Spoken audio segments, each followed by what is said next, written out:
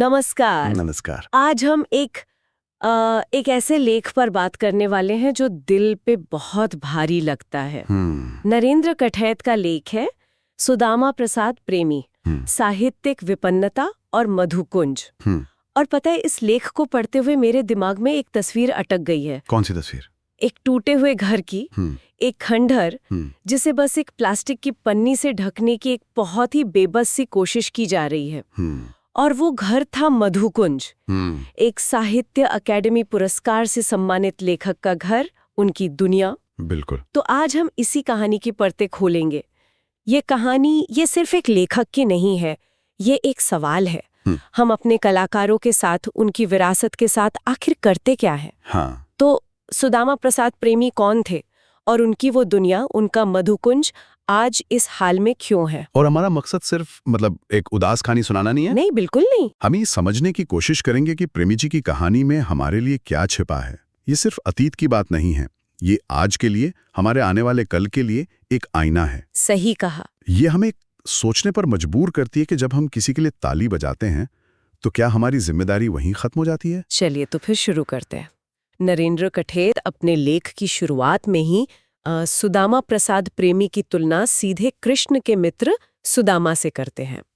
ज्ञान में धनी पर जीवन में विपन्न। हाँ, वो लिखते हैं कि प्रेमी जी विद्वता और विपन्नता दोनों में कृष्ण के सुदामा से 19 नहीं थे। और उनकी विद्वता मतलब सच में असाधारण थी। हाँ। उनका हिंदी और गढ़वाली दोनों भाषाओं पर एक जैसा अधिकार था, एक जैसा कंट्रोल। हाँ। और ये कोई छोटी बात नहीं है। अक्सर लेखक एक भाषा में महारत हासिल करते हैं, लेकिन दो भाषाओं में, खासतौर पर एक राष्ट्रीय और एक क्षेत्रीय भाषा में, मौलिक रूप से सोचना और लिखना, ये उनकी प्रतिभा की गहराई दिखाता है। बिल्कुल। वो सिर्फ अनुवाद नहीं कर रहे थे, वो दोनों भाषाओं में जी रहे थे, सांस ले रहे थे। और ये बात क्षेत्रीय साहित्य के लिए तो और भी जरूरी हो जाती है, जहां लेखक एक पुल का काम करते हैं। कठैत उन्हें सरल, सुबोध, बहुविध रचनाकार कहते हैं। मतलब उनकी लेखनी सीधी दिल में उतरती थी, समझने में आसान थी, और कहानी, कविता, लेख हर विधा में वो माहिर थे। यही तो उनकी खूबसूरती थी, और इसी काबिलियत ने उन्हें साहित्य अकेडमी पुरस्कार तक पहुंचाया। हाँ, लेकिन यहीं से कहानी में एक अजीब सा, एक बहुत ही दुखद मोड़ आता है। हाँ। एक तरफ देश का इतना बड़ा साहित्यिक सम्मान, हाँ। और दूसरी तरफ उनकी जिंदगी की वो हकीकत जिसमें 2 वक्त की रोटी का संघर्ष था। ये दो तस्वीरें एक साथ यकीन करने लायक नहीं लगती। बिल्कुल। और यही विरोधाभास उनकी कहानी को इतना मार्मिक बना देता है। जब मैंने पढ़ा कि अपनी जवानी में उन्होंने प्रेस में काम किया, जिसे कठैत लिखते हैं प्रेस का लोहा पीटना। ये तो कई लेखकों के जीवन का हिस्सा रहा है। हाँ, लेकिन ये जानकर मैं सच में हिल गई थी कि अपने बुढ़ापे में वो साहिबाबाद में एक पीसीओ बूथ पर नौकरी कर रहे थे। एक पीसीओ बूथ पर सोचिए जरा। हाँ। एक ऐसा व्यक्ति जिसके शब्दों को देश का सबसे बड़ा साहित्यिक सम्मान मिल रहा है, वो एक छोटे से बूथ में बैठकर फोन कॉल्स का हिसाब रख रहा है। ये सिर्फ एक नौकरी नहीं है। नहीं, बिल्कुल नहीं। ये समाज की प्राथमिकताओं पर एक बहुत तीखी टिप्पणी है। कठैत जी एक वाकया बताते हैं जो इस बेबसी को और भी गहराई से दिखाता है। कौन सा? वो अक्सर देर रात प्रेमी जी को फोन करते थे, ये सोचकर कि वो घर पे होंगे, और जब वो पूछते, प्रेमी जी सोए नहीं अभी तक, तो जवाब हमेशा एक ही होता था, क्या? नहीं, अभी मालिक नहीं आए, उनको हिसाब सौंपना है। इस एक लाइन में कितना कुछ छिपा है। एक साहित्य अकेडमी से सम्मानित लेखक देर रात अपने पीसीओ के मालिक का इंतजार कर रहा है। ये वाकया सुनकर मेरे मन में कठैत जी का ये एक सवाल गूंजता है। आखिर मालिक की चाकरी के लिए उम्र की सीमा कितनी है? सही। और ये सवाल सिर्फ प्रेमी जी के बारे में नहीं है, ये हमारे सिस्टम से है, हमारी सामाजिक चेतना से है। क्या एक कलाकार का जीवन भर का योगदान उसे एक सम्मानजनक बुढ़ापा देने के लिए काफी नहीं है? लगता तो नहीं है। ये दिखाता है कि हमारा सिस्टम कला को सम्मानित करता है, लेकिन कलाकार के जीवन को नहीं। वाह, क्या बात कही है। पुरस्कार एक इवेंट है, जबकि जीवन एक रोजमर्रा का संघर्ष। हमारा तंत्र इवेंट मैनेजमेंट में अच्छा है, जिंदगी संभालने में नहीं। और ये संघर्ष सिर्फ आर्थिक नहीं था, वो उनके आत्मसम्मान पर भी चोट कर रहा था। उनकी गरीबी का आलम ये था कि वो एक वक्त में सिर्फ एक रोटी खाते थे। एक रोटी? और पूरी जिंदगी उस एक रोटी के लिए भी मोहताज रहे। ये किसी कहानी की तरह लगता है, पर यह हकीकत थी। बिल्कुल।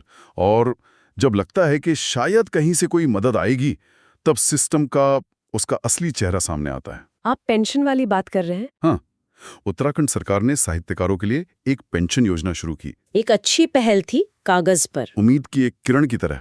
कठैत जी और उनके कुछ पत्रकार दोस्तों ने भाग दौड़ की, प्रेमी जी के सारे कागजात तैयार करवाए, जमा कर दिए।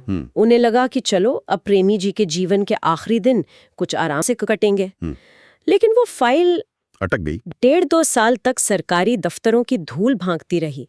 ये देरी, ये सिर्फ एक प्रशासनिक लापरवाही नहीं थी, ये एक तरह की क्रूरता थी। एक इंसान जो जिंदगी और मौत के बीच झूल रहा है, उसके लिए एक एक दिन कीमती होता है। इस देरी ने प्रेमी जी को अंदर से तोड़ कर रख दिया था। उन्होंने अपनी हताशा में कठैत जी को एक चिट्ठी लिखी और उसके शब्द आज भी चुभते हैं। उन्होंने लिखा, प्रिय श्री कठैत, मुझे आपसे ऐसी अपेक्षा नहीं थी। आप ही लोगों ने कहा कि आपकी 3,000 रुपए साहित्यिक पेंशन लग गई है। मृत्यु के कगार पे खड़ा हूं, लेकिन नीचे नहीं गिर पा रहा। ऐसी दशा में क्या करूं? ये एक लेखक के शब्द नहीं हैं, ये एक टूटे हुए इंसान की आवाज है। हाँ, जो मदद के लिए पुकार रहा है। और सबसे बड़ा मजाक तो ये हुआ कि जब तक वो पेंशन स्वीकृत हुई, प्रेमी जी अपनी सुध-बुध खो चुके थे। हाँ। वो उस अवस्था में पहुंच चुके थे जहां पैसे का कोई मतलब नहीं रह गया था।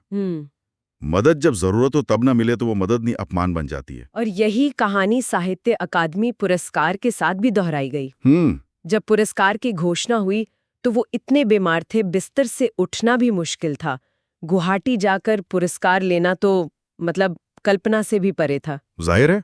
उन्होंने कठैत जी को गढ़वाली में एक और पत्र लिखा।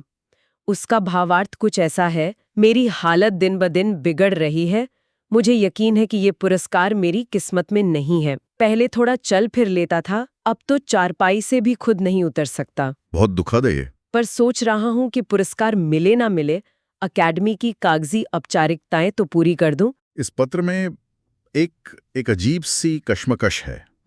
एक तरफ शरीर जवाब दे चुका है और दूसरी तरफ एक लेखक का मन है जो अपनी जिम्मेदारियों को पूरा करना चाहता है। हाँ। वो अपनी कला के प्रति ईमानदार रहना चाहता है। सम्मान उन तक पहुंचाया गया, मानपत्र भी मिला, लेकिन जैसा कि कठैत लिखते हैं, सिर्फ मानपत्रों, सम्मानों, पुरस्कारों से पेट नहीं भरता। और यहीं से कहानी का धागा वापस मधुकुंज से जुड़ता है। उनका घर, प्रेमी जी का वो घर जो सिर्फ ईंट गारे की एक इमारत नहीं था, वो एक जीता जागता एक सांस्कृतिक केंद्र था, लेखकों का अड्डा था। हाँ, जहाँ नई कहानियां जन्म लेती थीं, बहसें होती थीं, विचार टकराते थे।